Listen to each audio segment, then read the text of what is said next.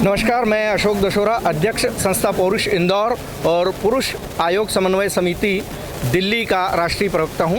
आयोग की काफ़ी सालों से मांग उठाई जा रही और अब तक कोई सुनवाई नहीं हुई जी।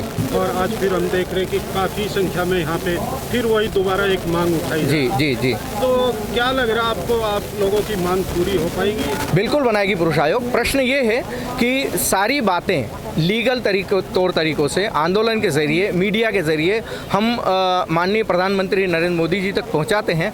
हम मन की बात के द्वारा भी ऑडियो रिकॉर्डिंग करके पहुंचाते हैं, नमो ऐप पर भी पहुंचाते हैं, इंटरेक्ट विद प्राइम मिनिस्टर्स के भी पहुंचाते हैं, नरेंद्र मोदी ऐप पर भी पहुंचाते हैं, ट्विटर के जरिए भी, फेसबुक के जरिए भी और हमारे जितने यूट्यूब चैनल है सबके जरिए पहुँचा रहे हैं। प्रश्न ये है कि प्रशासन के अंदर उच्च लेवल पर बहुत सारे फेमिनिस्ट लोग बैठे हुए हैं। उनके दिल और दिमाग में ये भरा हुआ है कि एक बहू नाम की या पत्नी नाम की स्त्री ही स्त्री है। वो न माँ को स्त्री मानते हैं, न बहन को मानते हैं, न दादी, काकी, चाची, नानी। एक लंपट स्त्री, एक खराब स्त्री, एक पथभ्रष्ट स्त्री अपने गुनाहों को, अपने अपराधों को, अपने पापों को, अपने व्यभिचार को, अपने जार कर्म को छुपाने के लिए पूरे परिवार की 7 संस्कारवान महिलाओं के खिलाफ झूठे आरोप लगा देती है, झूठे मुकदमे दर्ज करा देती है। यहाँ पर जो पूरे देश के अंदर जो प्रशासन तंत्र बैठा हुआ है उसकी मानसिकता बहुत सड़ी गली हुई है और वो पूरी तरह से फेमिनिज्म में, अच्छा फिर अपनी नौकरी भी बचाना है उनको।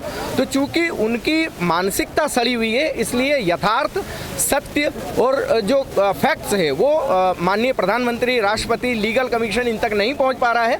हम आप लोगों के, आप जैसे मीडिया, सशक्त मीडिया के जरिए हम ये पहुंचाना चाह रहे हैं कि जब इस देश के अंदर महिला आयोग हो सकता है, इस देश के अंदर जलमल आयोग, मल का मतलब होता है गौमूत्र, जलमल आयोग हो सकता है, पेड़ पौधों के लिए आयोग हो सकता है, कुत्ते बिल्लियों के लिए आयोग हो सकता है, तो फिर पुरुष के लिए पुरुष आयोग बनाने में क्या दिक्कत है?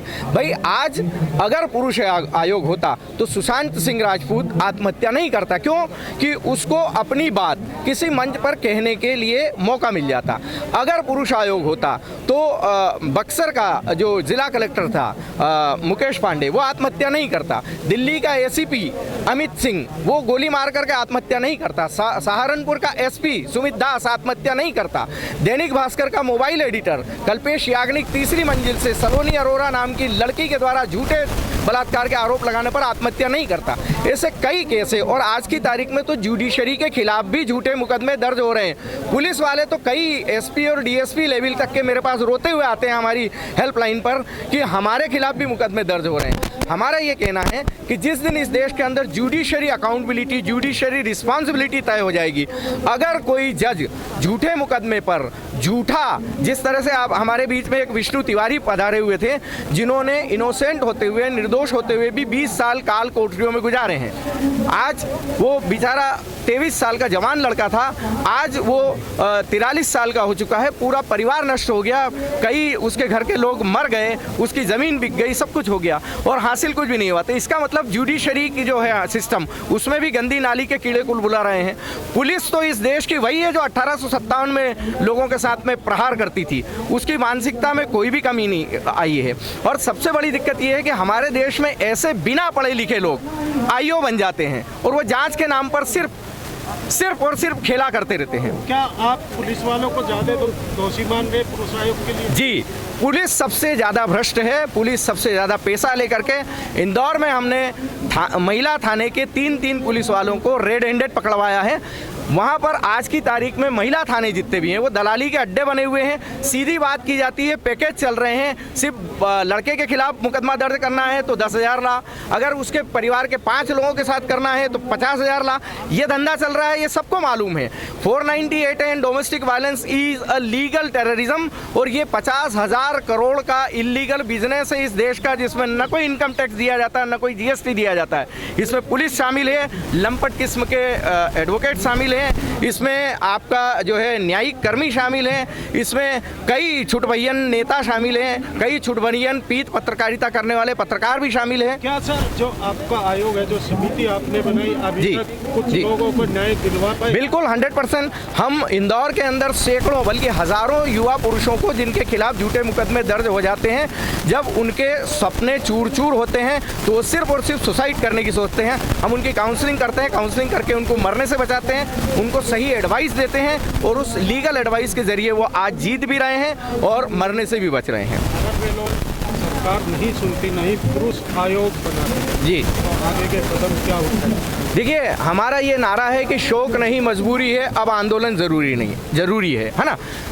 और चंद्रशेखर आज़ाद ने ये कहा है कि जहां हक न मिले वहां लूट सही, जहां हक न मिले वहां लूट सही। तो क्या है कि अगर मुझे आज़ादी नहीं दी तो मैं छीन के ले लूँगा। नेताजी सुभाष चंद्र बोस ने बोला था, वही स्थिति आगे चल करके आने वाली है। जिस दिन वोट बैंक की राजनीति, फेमिनिज्म खत्म हो जाएगा, पुरुषों के लिए भी पुरुष आयोग बन जाएगा।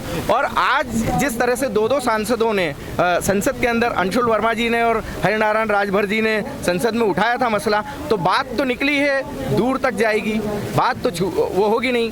मेरा ये कहने का मतलब है कि दुष्यंत कुमार का कहना है कि हो गई है पीर पर्वत सी पिघलनी चाहिए, हो गई है पीर पर्वत सी पिघलनी चाहिए, इस हिमालय से कोई गंगा निकलना चाहिए, सिर्फ हंगामा खड़ा करना मेरा मकसद नहीं, मेरी कोशिश है कि ये सूरत बदलनी चाहिए। निश्चित तौर पर पुरुष आयोग बनेगा, पुरुष कल्याण मंत्रालय बनेगा, जुडिशरी के द्वारा जो बायस फैसले किए जा रहे हैं वो भी खत्म होंगे, जुडिशरी अकाउंटेबिलिटी एक्ट भी आएगा, पुलिस अकाउंटेबिलिटी एक्ट भी आएगा। जो पति पत्नी के, जो दाम्पत्य जीवन के जो मुकदमे हैं, वो हमारी मांग है कि ट्रायल कोर्ट में उसकी वीडियो रिकॉर्डिंग की जाए, क्योंकि जब पति आता है तो जज नाक भों सिकोड़ने लगता है, खा जाने वाली नज़र से देखता, और पत्नी आ जाती है तो गदगद हो जाता है। अरे भाई, तू जज है, तुझे यहाँ पर हमने न्याय करने के लिए बिठाया है। 100% जज पूरी तरह से बायस्ड है। बल्कि मैं तो ये कहूँगा कि इस देश की परिवार न्यायालय में खुलेआम दलाली चल रही है, औरतों की दलाली कर रहे हैं वो लोग। उन्हें न्याय की कुर्सी पे बिठाया, वो जज हैं, तो जज क्यों नहीं बनते? वो दलाली क्यों कर रहे हैं? ये दलाली बंद होना चाहिए। नीचे से लेकर के ऊपर सुप्रीम कोर्ट तक बायस्ड है, महिला के क्षेत्र में बायस्ड है, तो ये कब तक चलेगा? अरे भाई, इस देश के chief justice of India Ranjan Gogoi के खिलाफ में दुष्कर्म का मामला लग चुका है और कई बार मीडिया में आ चुका है। ये बात अलग है कि खुद ही ने अपनी एक कमेटी बना ली, खुद ही उसका अध्यक्ष बन गया और खुद ही ने अपने आप को बरी कर लिया।